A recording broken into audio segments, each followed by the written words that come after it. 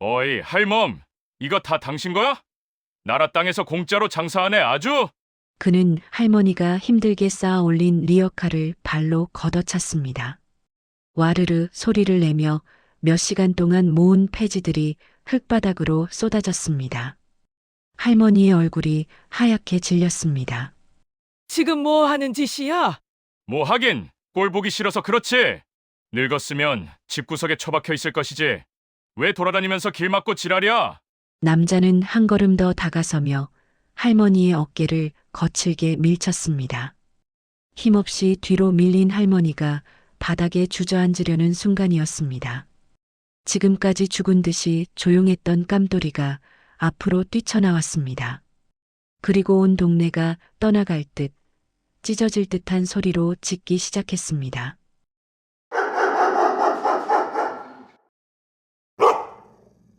그것은 단순한 짖음이 아니었습니다. 자신의 모든 것을 걸고 주인을 지키려는 절박한 외침이자 감히 넘어오지 말라는 강력한 경고였습니다. 박순자 할머니와 깜돌이의 이야기 이제 시작합니다.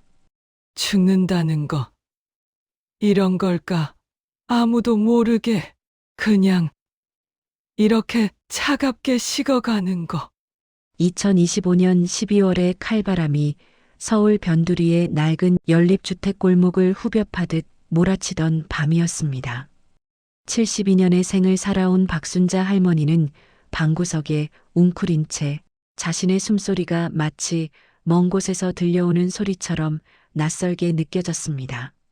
며칠째 이어진 지독한 몸살은 뼈마디마디를 송곳으로 쑤시는 듯했고 입안은 바싹 말라 물 한 모금 넘기는 것조차 고역이었습니다.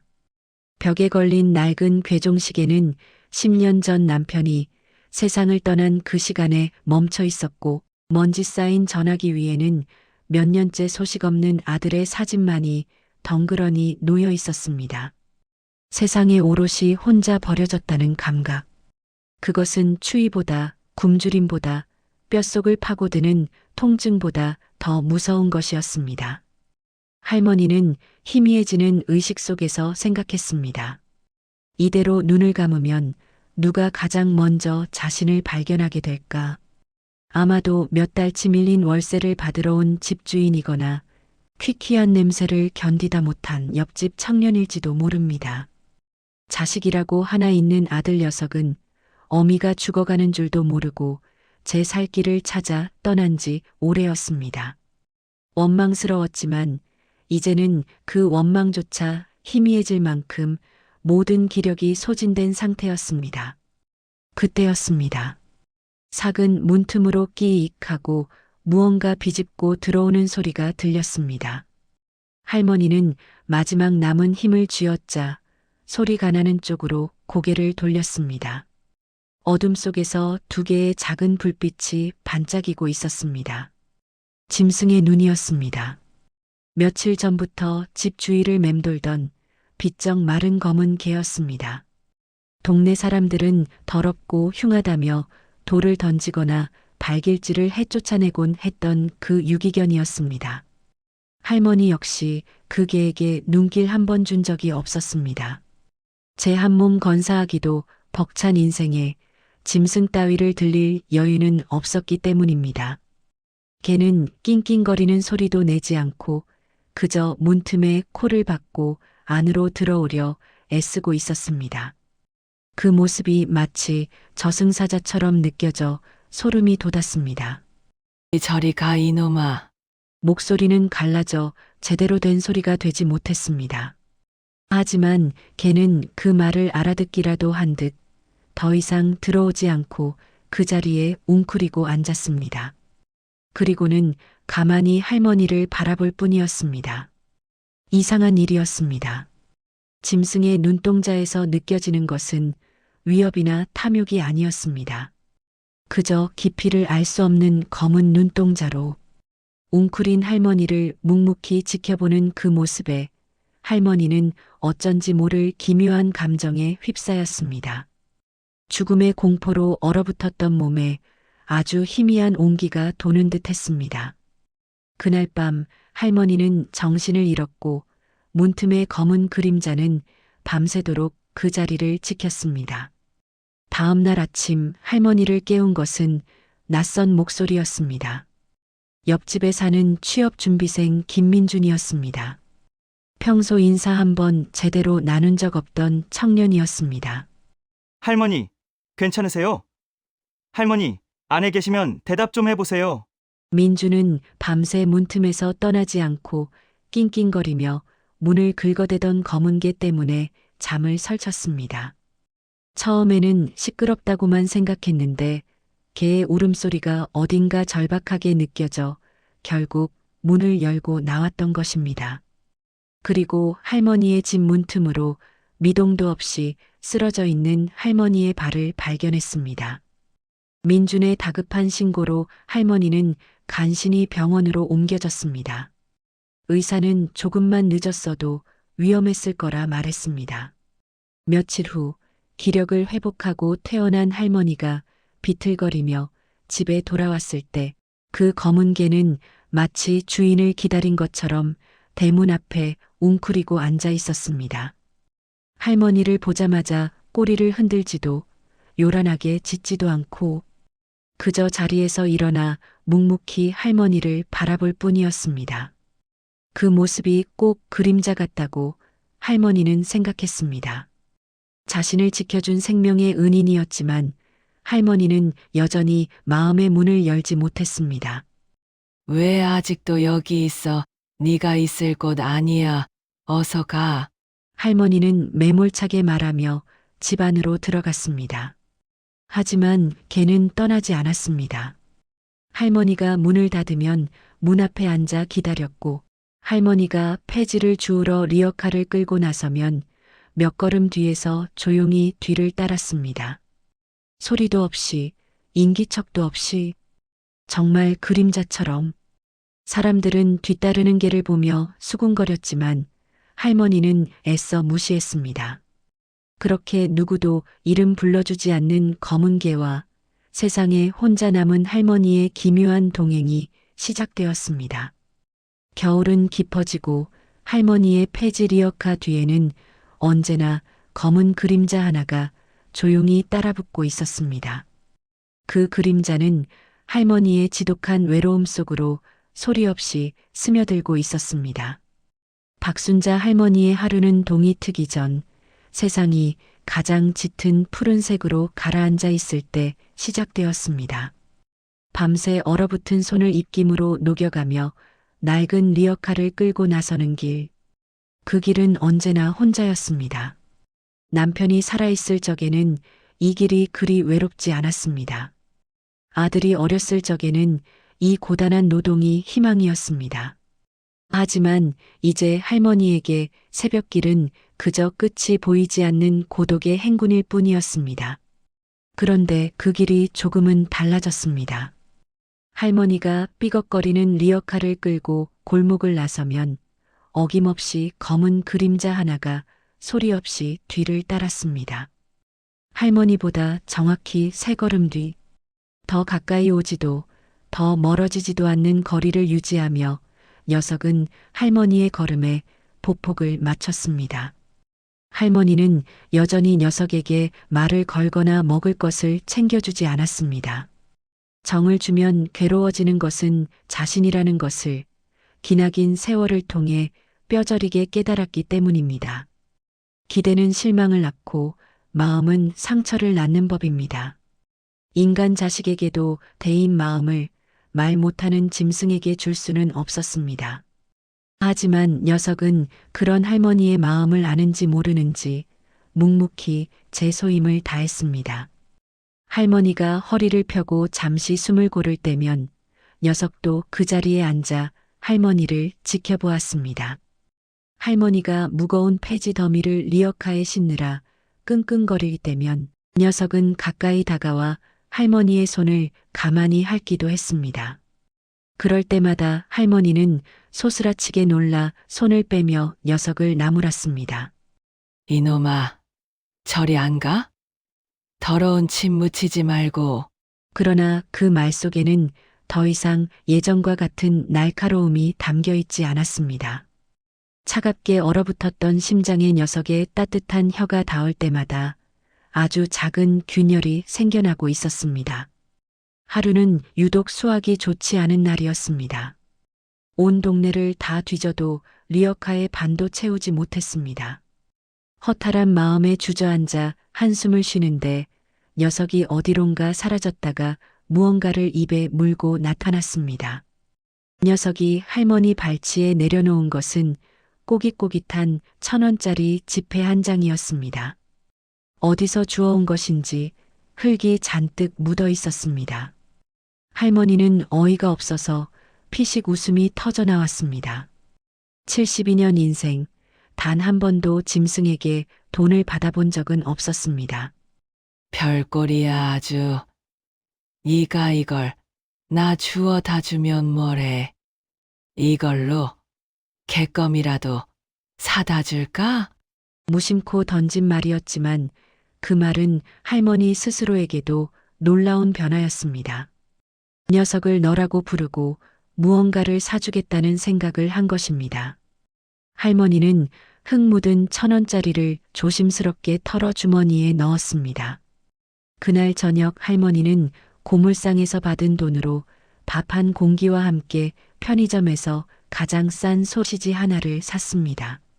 집에 돌아와 밥상에 앉았지만 녀석은 방 안으로 들어오지 않고 여전히 문 밖에서 할머니를 지켜보고 있었습니다.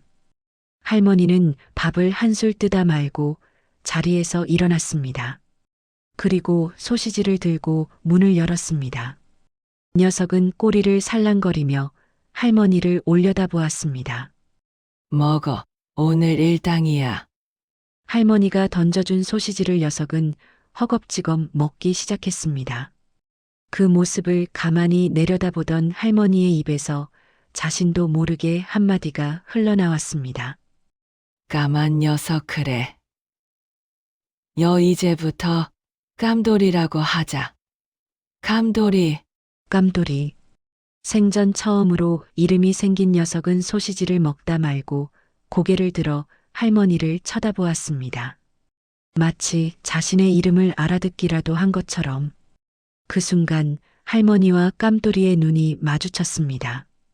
할머니는 그 깊고 검은 눈동자 속에서 자신의 외로운 모습을 보았습니다. 그리고 깨달았습니다. 저 녀석도 자신처럼 이 세상에 기댈 곳 하나 없는 외로운 존재라는 것을. 그날 밤 할머니는 처음으로 깜돌이를 집 안으로 들였습니다. 차가운 시멘트 바닥이 아닌 낡았지만 온기가 남은 방구석 한편을 내어주었습니다. 깜돌이는 할머니의 발치에 조용히 몸을 웅크렸습니다. 할머니는 잠든 깜돌이의 등을 가만히 쓰다듬었습니다. 거칠고 푸석한 털의 감촉이 느껴졌습니다. 정을 주지 않으리라 다짐했던 마음의 둑이 깜돌이라는 작은 이름 하나에 속절없이 무너져 내리고 있었습니다. 그날 밤 할머니는 10년 만에 처음으로 꿈을 꾸지 않고 깊은 잠에 빠져들었습니다. 곁에 누운 작은 생명의 온기가 지독했던 외로움의 한기를 조금씩 밀어내고 있었습니다. 깜돌이가 가족이 된 후 박순자 할머니의 일상에는 작은 변화들이 생겨났습니다. 혼자 밥을 먹는 대신 발치에 웅크린 깜돌이에게 말을 걸며 식사를 했습니다. 새벽에 리어카를 끌고 나설 때도 더 이상 혼자가 아니라는 생각에 발걸음이 조금은 가벼워졌습니다. 깜돌이는 여전히 말이 없었습니다. 기쁠 때도 꼬리를 살짝 흔드는 것이 전부였고 할머니의 뒤를 따를 때도 발소리 하나 내지 않았습니다. 동네 사람들은 그런 깜돌이를 보며 그림자개 혹은 벙어리개라고 불렀습니다. 하지만 할머니는 알고 있었습니다. 깜돌이가 그저 조용한 것이지 아무것도 느끼지 못하는 것이 아니라는 것을. 할머니의 작은 기침 소리에도 귀를 끄세우고 할머니가 무거운 짐을 들 때면 걱정스러운 눈빛으로 쳐다보는 녀석이었습니다. 그날은 유독 밤이 늦도록 폐지를 주어야 했습니다. 대형마트에서 버리는 박스가 쏟아져 나오는 날이라 조금이라도 더 모아야 다음 달 월세를 겨우 맞출 수 있었기 때문입니다. 인적이 끊긴 후미진 골목길, 가로등 불빛마저 희미한 곳에서 할머니는 마지막 박스 더미를 정리하고 있었습니다. 언제나처럼 깜돌이는 할머니의 리어카 옆에 조용히 앉아 주위를 살피고 있었습니다. 그때였습니다. 비틀거리는 발걸음 소리와 함께 술에 취한 남자가 골목으로 들어섰습니다.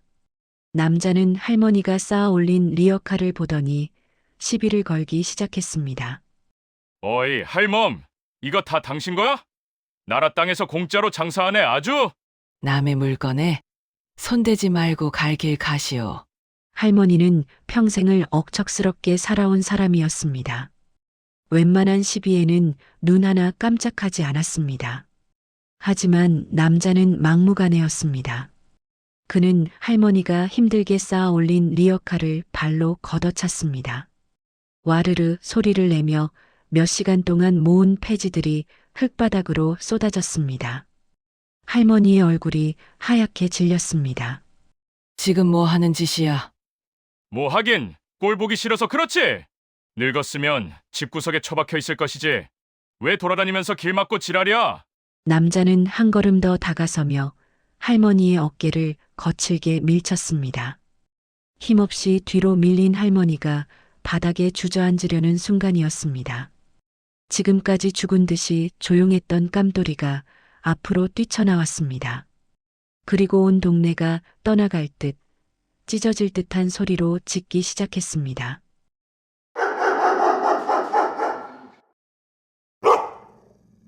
그것은 단순한 짖음이 아니었습니다.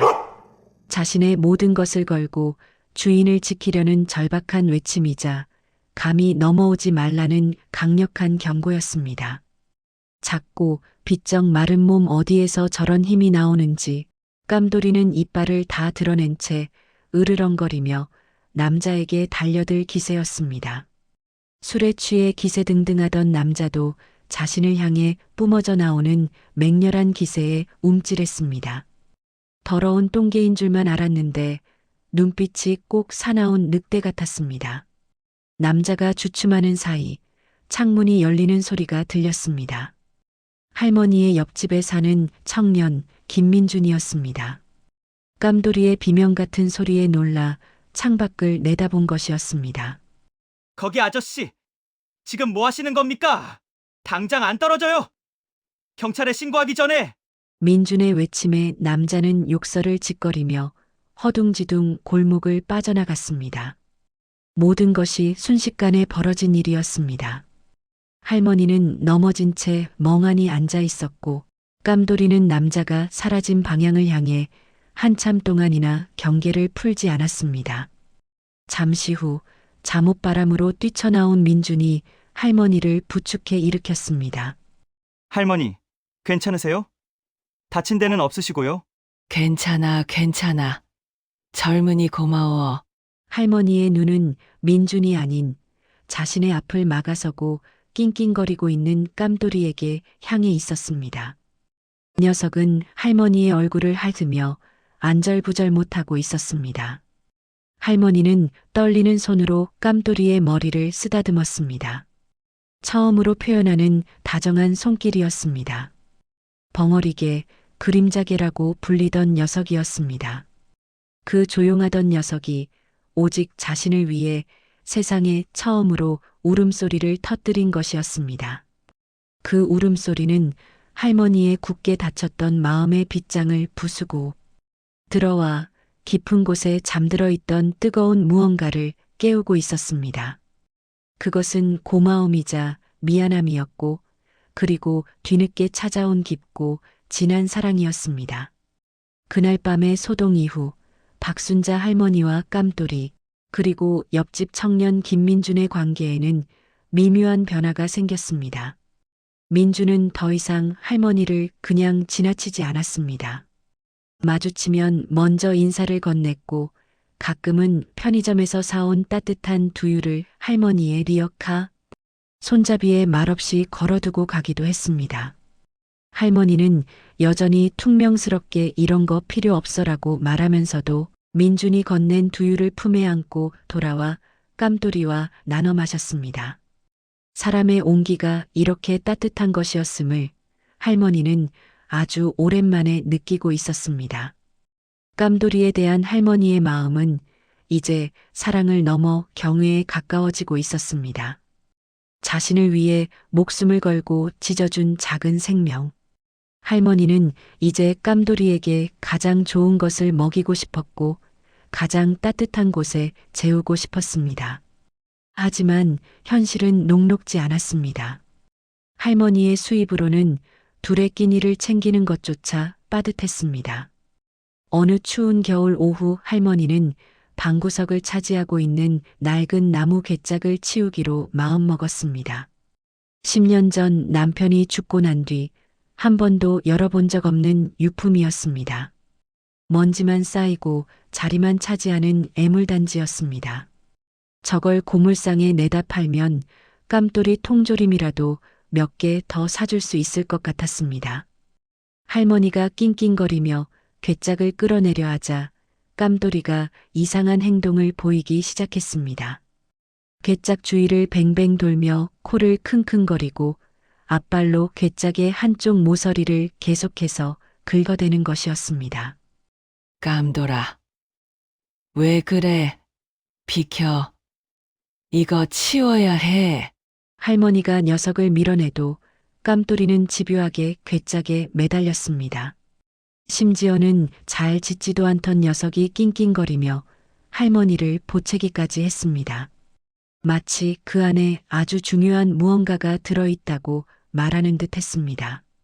할머니는 이상한 기분이 들었습니다. 지난번 자신을 위험에서 구해줬던 녀석의 예사롭지 않은 행동. 이번에도 무언가 이유가 있는 것일까? 할머니는 결국 괴짝을 치우려던 계획을 멈추고 굳게 닫힌 괴짝의 뚜껑을 열어보기로 했습니다. 자물쇠는 녹슬어 있었지만 힘을 주자 삐걱거리며 열렸습니다.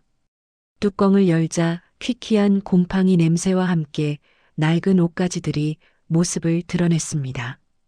남편이 즐겨 입던 낡은 스웨터, 빛바랜 사진 몇 장, 그리고 아들의 베네저고리 같은 것들이었습니다. 할머니는 잠시 추억에 잠겼습니다. 아들에 대한 그리움에 가슴 한쪽이 아려왔습니다. 이 양반. 이런 걸 다 두고 갔구먼.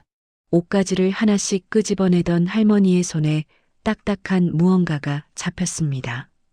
낡은 스웨터 아래에 숨겨져 있던 작은 오동나무 상자였습니다. 손바닥만 한 크기의 상자였습니다. 할머니는 그런 것이 있었는지조차 까맣게 잊고 있었습니다. 상자를 열어보자 그 안에는 누렇게 변색된 종이 뭉치와 낡은 도장 하나가 들어 있었습니다. 종이에는 어려운 한자들이 빼곡히 적혀 있었습니다. 주권이라는 두 글자만이 겨우 눈에 들어왔습니다. 생전의 남편은 꼼꼼한 사람이었습니다. 없는 살림에도 푼돈을 아껴 훗날을 도모해야 한다며 무언가를 사모으곤 했는데 아마 그때 사두었던 주식 증서인 듯 했습니다. 하지만 남편이 죽고 경황이 없던 시절 할머니는 이런 것이 있는 줄도 모르고 살아왔던 것입니다. 이게 다 모람 종이 쪼가리일 텐데. 할머니는 그것이 무엇인지 어떤 가치가 있는지 전혀 알 수 없었습니다. 그저 휴지 조각일 수도 있다고 생각했습니다. 하지만 깜돌이는 달랐습니다. 할머니가 오동나무 상자를 열자 녀석은 긁어대던 행동을 멈추고 할머니의 무릎에 턱을 괴고는 안심한 듯 가만히 있었습니다. 그 모습에 할머니는 이 낡은 종이 뭉치가 어쩌면 그냥 종이 쪼가리가 아닐지도 모른다는 막연한 기대를 품게 되었습니다. 하지만 누구에게 물어봐야 할지 막막했습니다. 아들에게 연락을 해볼까 생각했지만 이내 고개를 저었습니다. 돈 문제로 연락하는 어미가 되고 싶지는 않았습니다. 그때 할머니의 머릿속에 한 사람의 얼굴이 떠올랐습니다. 며칠 전 자신에게 따뜻한 두유를 건네주었던 옆집의 그 청년, 김민준이었습니다. 그는 똑똑해 보였고 무엇보다 믿을 수 있는 사람처럼 느껴졌습니다. 할머니는 떨리는 손으로 누렇게 변색된 주식 증서를 움켜쥐었습니다. 이 낡은 종이 쪼가리가 자신과 깜돌이의 미래를 바꿔줄 한 줄기 희망이 될 수 있을까요? 모든 것은 자신을 이 괴짝으로 이끈 그림자 같은 게 깜돌이 덕분이었습니다. 박순자 할머니는 며칠을 망설였습니다. 평생 누구에게 아쉬운 소리 한 번 안 하고 살아온 자존심이 젊은 청년에게 낡은 종이 뭉치를 내미는 것을 허락하지 않았습니다. 하지만 굶주린 배를 채우기 위해 쓰레기통을 뒤지는 깜돌이의 모습을 볼 때마다 할머니의 결심은 조금씩 굳어지고 있었습니다. 자신은 굶어도 괜찮았지만 자신을 구해준 생명의 은인까지 굶길 수는 없었습니다. 마침내 할머니는 큰 마음을 먹고 주식 증서를 품에 안은 채 옆집의 문을 두드렸습니다.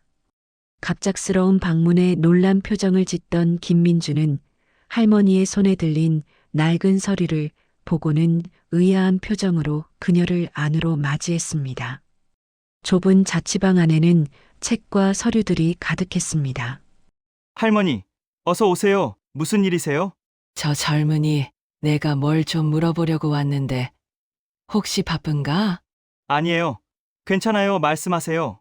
할머니는 품속에서 주식 증서를 꺼내 민준 앞에 작은 상 위에 조심스럽게 내려놓았습니다. 민준은 누렇게 변색된 종이를 보고 눈을 동그랗게 떴습니다. 그는 조심스럽게 증서를 들어 발행회사와 날짜를 확인했습니다. 90년대 초반에 발행된, 지금은 이름만 대면 누구나 알 법한 대기업의 주식이었습니다. 당시에는 작은 중소기업에 불과했던 회사였습니다. 민주는 믿기지 않는다는 표정으로 컴퓨터를 켜고 무언가를 빠르게 검색하기 시작했습니다. 할머니는 그저 마른 침만 삼킬 뿐이었습니다. 민준의 손가락이 키보드 위에서 분주하게 움직이는 동안 방 안에는 정적이 흘렀습니다. 잠시 후 민준은 입을 떡 벌린 채 모니터와 할머니를 번갈아 쳐다보았습니다. 할머니 이거 정말 할머니 거 맞으세요? 죽은 영감 앞으로 되어 있는 거니 내 것이 맞겠지. 왜 그래? 그거 이제 휴지 조각이야? 휴지 조각이요? 할머니, 아니에요. 이거. 지금 엄청난 돈이에요. 수십 년간 주식 분할되고 배당금 재투자되고 세상에 액면가만 해도 이게 얼마야? 민주는 흥분을 감추지 못하고 액수를 설명했지만 할머니는 그 숫자가 얼마나 큰 돈인지 현실적으로 와닿지 않았습니다. 그저 민준의 표정을 통해 이것이 보통 일이 아니라는 것만 짐작할 뿐이었습니다.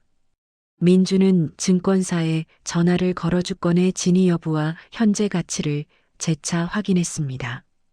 수화기 너머로 들려오는 직원의 목소리 역시 놀라움을 감추지 못했습니다.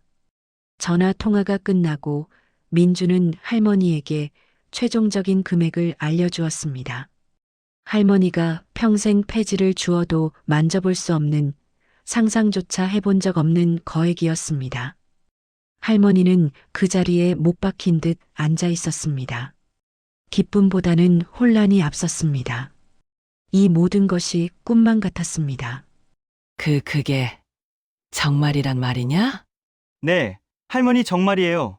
할아버지가 할머니한테 엄청난 선물을 남겨두고 가셨네요. 그 순간 할머니의 머릿속에 떠오른 것은 남편이 아닌 깜돌이의 얼굴이었습니다. 이 모든 행운은 깜돌이가 아니었다면 영원히 땅속에 묻혔을 비밀이었습니다. 할머니의 눈시울이 뜨거워졌습니다. 지독한 가난과 외로움 속에서 버티던 세월이 주마등처럼 스쳐 지나갔습니다. 이제 더 이상 추위에 떨지 않아도 되고 굶주리지 않아도 된다는 생각에 눈물이 하염없이 흘러내렸습니다. 민주는 그런 할머니의 어깨를 조용히 다독여 주었습니다. 그는 주식을 현금화하는 절차부터 안전하게 자산을 관리하는 방법까지 마치 자신의 일처럼 꼼꼼하게 알아봐 주었습니다. 며칠 후 모든 절차가 끝나고 할머니의 통장에는 평생 구경도 못 해본 숫자가 찍혔습니다. 할머니는 가장 먼저 깜돌이를 데리고 동물병원으로 갔습니다. 종합 검진을 받고 가장 좋은 사료와 간식을 샀습니다. 그리고 민준에게는 두둑한 수고비를 건네려 했지만 민준은 끝까지 손사래를 치며 거절했습니다. 할머니, 저는 그냥 제가 할 일을 한 것뿐이에요. 이 돈은 할머니랑 깜돌이가 행복하게 사는데 쓰세요. 대신에 저 가끔 깜돌이 보러 와도 되죠? 할머니는 민준의 따뜻한 마음에 또 한 번 눈물을 흘렸습니다. 돈이 생긴 것도 기뻤지만 자신을 진심으로 걱정해주는 좋은 이웃이 곁에 있다는 사실이 더 큰 위안이 되었습니다. 할머니는 가장 먼저 낡고 추웠던 연립주택을 떠나 작지만 햇볕이 잘 드는 아담한 집으로 이사했습니다. 깜돌이는 이제 자신만의 푹신한 방석 위에서 편안하게 낮잠을 잘 수 있게 되었습니다. 모든 것이 변했지만 단 하나 변하지 않은 것이 있었습니다. 깜돌이는 여전히 할머니의 세 걸음 뒤에서 그림자처럼 그녀를 따랐고 할머니는 그런 깜돌이를 세상에서 가장 소중한 보물처럼 여기고 있었습니다. 그리고 할머니는 조심스럽게 수화기를 들었습니다. 몇 년 동안 외면하고 싶었던 그러나 단 한순간도 잊은 적 없었던 아들의 번호를 눌렀습니다. 이 행운을, 이 기쁨을 하나뿐인 아들과도 나누고 싶었기 때문입니다. 몇 번의 신호음 끝에 연결된 아들의 목소리는 무척이나 낯설었습니다. 수화기 너머로는 시끄러운 음악 소리와 사람들의 왁자지껄한 목소리가 섞여 들어왔습니다. 아들은 몇 년 만에 걸려온 어머니의 전화가 귀찮다는 듯 건성으로 받았습니다. 엄마? 웬일이야 이 시간에? 성민아, 나다. 잘 지내지? 그냥 그렇지 뭐 맨날 똑같지. 근데 무슨 일인데 그래? 돈 필요한 거면 나 지금 한 푼도 없어. 아들은 대뜸 돈 이야기부터 꺼냈습니다. 할머니의 가슴에 차가운 비수가 날아와 박히는 듯 했습니다. 서운함이 목구멍까지 차올랐지만 할머니는 애써 감정을 억누르고 조용히 말했습니다. 아니다. 돈 때문이 아니고 그냥 내 목소리가 듣고 싶어서 그랬다. 그리고 할 말이 좀 있고. 할 말? 뭔데? 바쁘니까 길게는 못해. 할머니는 잠시 숨을 고른 뒤 돌아가신 아버지가 남긴 유산에 대해 조심스럽게 이야기를 꺼냈습니다. 처음에는 반신반의하며 듣던 아들의 목소리는 유산의 액수를 듣는 순간부터 180도 달라졌습니다. 시끄럽던 주변 소음이 갑자기 조용해졌습니다. 아마도 급히 조용한 곳으로 자리를 옮긴 듯 했습니다. 뭐? 엄마, 지금 그게 정말이야? 그게 다 얼마라고? 그래. 정말이다. 내 아버지 덕에 이제 우리도 가난은 면하게 됐다. 세상에 엄마. 왜 그런 걸 이제야 말해? 내가 당장 갈게. 어디야? 주소 찍어줘. 전화를 끊자마자 아들은 몇 년 동안 단 한 번도 찾지 않았던 어머니의 집으로 한달음에 달려왔습니다. 할머니가 새로 이사한 작고 아담한 집 앞에 선 아들은 고급 외제차에서 내리며 어색한 미소를 지었습니다. 사업 실패로 힘들다던 아들의 행색은 전혀 초라해 보이지 않았습니다. 그는 값비싼 양복을 차려입고 있었고 손목에는 번쩍이는 시계를 차고 있었습니다. 할머니는 아들의 모습을 보고 잠시 할 말을 잃었지만 이내 그간의 고생을 감추기 위한 허세일 것이라고 애써 생각하며 아들을 반갑게 맞았습니다. 어머니, 아이고, 제가 너무 무심했죠. 그동안 이렇게 힘드셨을 텐데 이 불효자식을 용서하세요. 아들은 무릎이라도 꿇을 기세로 할머니의 손을 잡고 눈물을 글썽였습니다. 몇 년 만에 보는 아들의 모습에 할머니는 모든 서운함을 잊고 그를 끌어안았습니다. 하지만 그 순간 할머니의 발치에 조용히 앉아있던 깜돌이가 낮은 소리로 으르렁거리기 시작했습니다. 크르르릉. 깜돌이는 아들이 할머니에게 다가오지 못하도록 둘 사이를 막아서며 경계심을 늦추지 않았습니다. 아들은 깜돌이를 보고 얼굴을 찌푸렸습니다. 웬 개야? 이거 더럽게 엄마. 이런 똥개를 집 안에 왜 들여놨어? 아들은 발로 깜돌이를 툭 차며 옆으로 밀어내려 했습니다. 그 순간 할머니가 아들의 팔을 붙잡았습니다. 그만둬라. 이 아이는 내 가족이야. 내가 함부로 할 애가 아니다. 할머니의 단호한 태도에 아들은 잠시 놀란 표정을 지었지만 이내 능글맞은 미소를 지으며 상황을 무마했습니다. 그날 이후 아들은 매일같이 할머니의 집을 찾아왔습니다. 온갖 가머니설로 할머니의 마음을 녹였습니다. 사업 실패 후 재기하기 위해 고군분투했던 자신의 지난 날을 눈물로 호소했고 이제 어머니를 호강시켜드릴 일만 남았다며 할머니를 지극정성으로 모시는 척했습니다. 할머니는 그런 아들의 모습에 마음이 약해졌습니다. 역시 피는 물보다 진하다고 생각했습니다. 잃어버렸던 아들을 되찾은 것 같아 하루하루가 꿈만 같았습니다. 아들은 할머니의 재산을 자신이 직접 관리해 주겠다며 통장과 도장을 요구했습니다.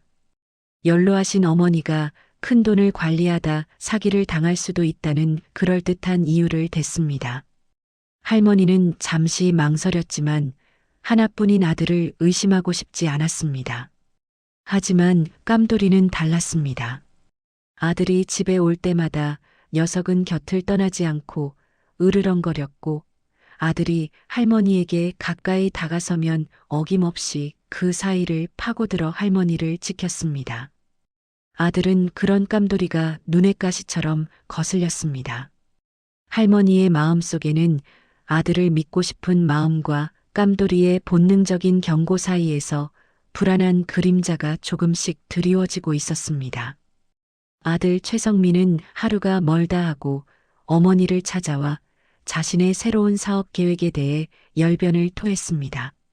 IT 기술과 바이오를 접목한 최첨단 사업이라며 지금 투자하면 몇 년 안에 투자금의 수십 벌 수 있다는 허황된 이야기였습니다. 그는 온갖 어려운 전문 용어를 섞어가며 그럴듯하게 포장된 사업 계획서를 할머니 앞에 내밀었습니다. 평생 폐지를 주워온 할머니가 알아들을 수 없는 이야기들이었습니다. 엄마, 이거 대박이야. 내가 몇 년을 공들여 준비한 사업이라고. 아버지 유산, 그거 그냥 은행에 썩혀두면 뭐 해. 여기에 투자하면 우리 평생 먹고 살 돈을 버는 거야. 내가 엄마 세상에서 제일 좋은 요양원에 보내주고 매일 한우만 먹게 해줄게. 아들의 눈은 탐욕으로 번들거렸습니다. 할머니는 아들의 번지르르한 말보다는 그가 내민 서류의 맨 마지막 장에 적힌 전 재산양도 및 투자 위임 계약서라는 글자에 시선이 머물렀습니다. 아들은 그저 형식적인 절차일 뿐이라며 도장을 찍어달라고 할머니를 재촉했습니다. 할머니는 망설였습니다. 마음 한편에서는 아들을 믿고 모든 것을 맡기고 싶었지만 다른 한편에서는 불길한 예감이 떠나지 않았습니다. 아들의 행동이 어딘가 조급해 보였고 어머니를 위한 말들 속에는 돈에 대한 욕심만이 가득 차 있는 것 같았습니다. 할머니가 머뭇거리자 아들은 결국 참지 못하고 본색을 드러내기 시작했습니다. 아, 엄마! 뭘 그렇게 망설여? 내가 엄마 아들이잖아? 아들 말도 못 믿어? 이 좋은 기회를 날릴 셈이야? 성민아, 이건 너무 큰 돈이다. 내가 좀 더 생각해보고. 생각은 무슨 생각? 지금 나 무시하는 거야? 평생 고생만 한 엄마. 이제 좀 편하게 살게 해주었다는데 왜 말을 안 들어? 설마 그깟 똥개 한 마리 때문에 이러는 건 아니지? 아들의 시선이 발치해 웅크린 깜돌이에게 향했습니다. 깜돌이는 아들의 험악한 기운을 느꼈는지 온몸의 털을 곤두세우고 낮은 신음을 뱉어내고 있었습니다. 아들은 분풀이라도 하듯 깜돌이를 향해 소리쳤습니다. 이놈의 개새끼가 자꾸 분위기 망치네? 너 때문에 되는 일이 없어. 아들이 깜돌이를 향해 발길질을 하려는 순간이었습니다. 할머니가 자리에서 벌떡 일어나 아들의 앞을 막아섰습니다.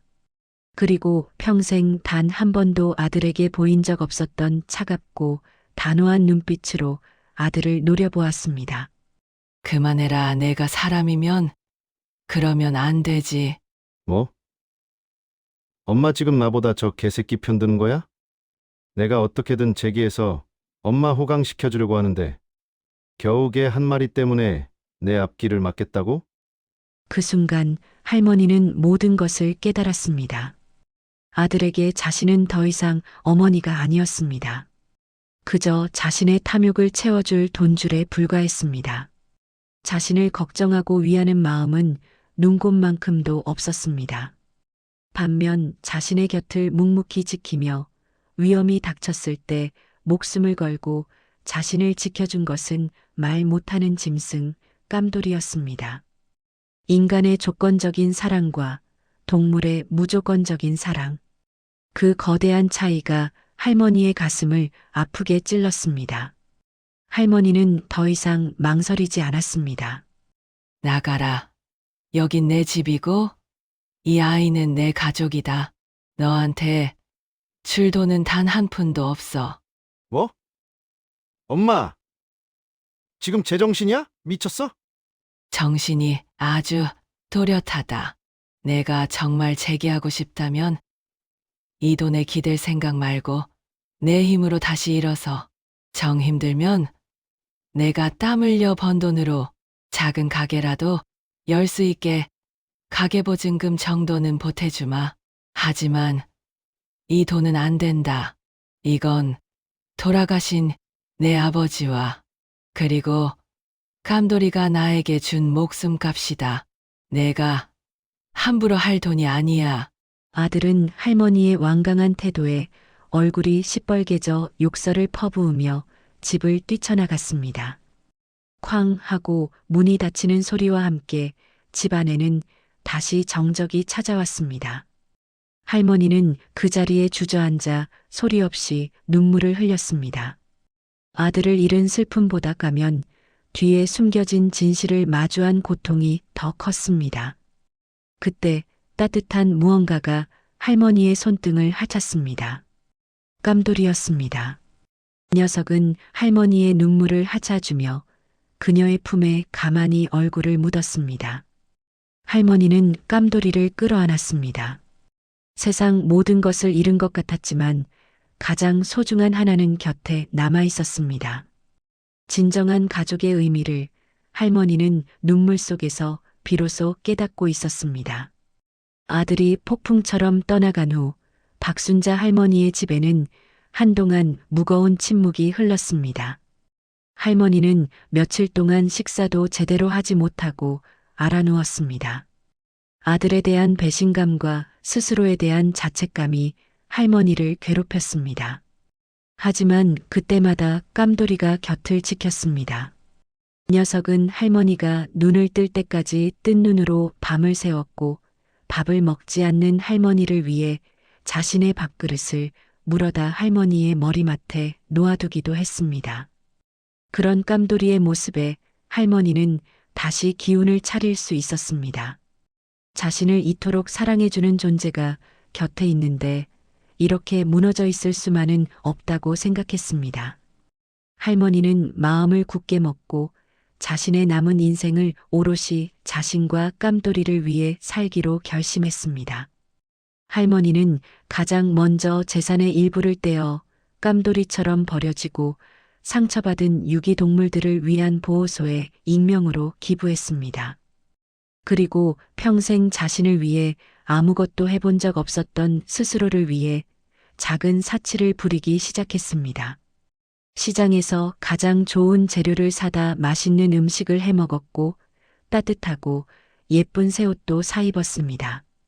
옆집 청년 민준에게는 최신형 노트북을 선물하며 취업 준비에 꼭 필요한 것이니 부담 갖지 말고 받으라며 등을 떠밀었습니다. 민준은 할머니의 따뜻한 마음에 감동했고 그 후로 할머니의 든든한 말벗이자 아들 같은 존재가 되어 주었습니다. 민준은 가끔 자신의 카메라로 할머니와 깜돌이의 평화로운 일상을 영상으로 담곤 했습니다. 햇살 좋은 마당에서 함께 낮잠을 자는 모습, 할머니의 무릎을 베고 누워 애교를 부리는 깜돌이의 모습 같은 것들이었습니다. 민주는 그 영상들을 편집하여 자신의 작은 유튜브 채널에 올리기 시작했습니다. 그림작에 할머니의 수호천사가 되다라는 제목의 영상이었습니다. 놀라운 일이 벌어졌습니다. 꾸밈 없고 진솔한 할머니와 깜돌이의 이야기는 수많은 사람들의 마음을 울렸습니다. 영상은 순식간에 퍼져나갔고 구독자와 조회수는 기하급수적으로 늘어났습니다. 사람들은 지독한 외로움 속에서 서로의 상처를 보듬는 할머니와 깜돌이의 모습에 눈물을 흘렸고 아낌없는 응원의 댓글을 남겼습니다. 소소한 광고 수익까지 발생하기 시작했습니다. 할머니는 민준 덕분에 세상과 소통하는 새로운 즐거움을 알게 되었습니다. 어느 화창한 봄날 오후 할머니는 새로 마련한 마당의 작은 텃밭에 상추 모종을 심고 있었습니다. 깜돌이는 할머니의 곁에 편안하게 엎드려 꾸벅꾸벅 졸고 있었습니다. 이제 리어카를 끌던 거친 손에는 흙이 묻어 있었지만 할머니의 얼굴에는 깊은 평화와 행복이 깃들어 있었습니다. 그때 대문 앞에서 누군가 머뭇거리는 소리가 들렸습니다. 돌아보니 몇 달 전 집을 나갔던 아들 최성민이 초췌한 모습으로 서 있었습니다. 손에는 작은 과일 바구니 하나가 들려 있었습니다. 어머니, 할머니는 아무 말 없이 아들을 바라보았습니다. 아들은 고개를 푹 숙인 채 한참 만에 입을 열었습니다. 제가 다 잘못했어요. 어머니 말씀대로 제 힘으로 다시 시작해보려고 작은 식당에 취직해서 일하고 있어요. 이거 제가 첫 월급 타서 사온 거예요. 용서하지 않으셔도 괜찮아요. 그냥 어머니 얼굴 한번 뵙고 싶어서 왔어요. 할머니는 아들이 내민 과일 바구니를 말없이 받아들었습니다. 용서라는 단어는 쉽게 나오지 않았지만 자신의 힘으로 다시 일어서려는 아들의 모습에 꽁꽁 얼어붙었던 마음이 조금은 녹아내리는 것을 느꼈습니다. 할머니는 아들에게 따뜻한 밥 한 끼를 차려주었습니다. 두 사람 사이에는 많은 대화가 오가지 않았지만 그것으로 충분했습니다. 아들은 밥을 다 먹고 조용히 자리에서 일어났습니다. 그리고 돌아가기 전 마당에 엎드려 있는 깜돌이를 한참 동안 바라보았습니다. 고맙다. 우리 엄마 지켜줘서. 아들은 진심 어린 한마디를 남기고 떠났습니다. 할머니는 멀어지는 아들의 뒷모습을 보며 언젠가는 모든 상처가 아물고 다시 웃으며 마주할 날이 올 것이라 믿었습니다. 모든 것이 제자리를 찾아가고 있었습니다. 할머니는 조용히 깜돌이의 곁으로 다가가 등을 쓰다듬었습니다. 한때는 죽음의 그림자라고 생각했던 존재. 하지만 그 그림자는 절망의 끝에서 자신을 지켜냈고 잊고 있던 행운을 찾아주었으며 진정한 가족의 의미를 깨닫게 해주었습니다. 깜돌이는 더 이상 어두운 그림자가 아니었습니다. 할머니의 남은 인생을 비춰주는 세상에서 가장 따뜻한 햇살이었습니다. 지금까지 사람 사는 이야기였습니다. 여러분 곁에도 말없이 온기를 나눠주는 그림자 같은 소중한 존재가 있나요? 여러분의 삶을 빛나게 해준 반려동물 혹은 이웃, 친구, 가족의 이야기를 댓글로 남겨주세요. 여러분의 따뜻한 이야기가 또 다른 누군가에게 큰 위로와 희망이 될 수 있습니다. 구독과 좋아요를 눌러주시면 사람 사는 이야기 채널에 더 큰 힘이 됩니다. 청취해주셔서 감사합니다.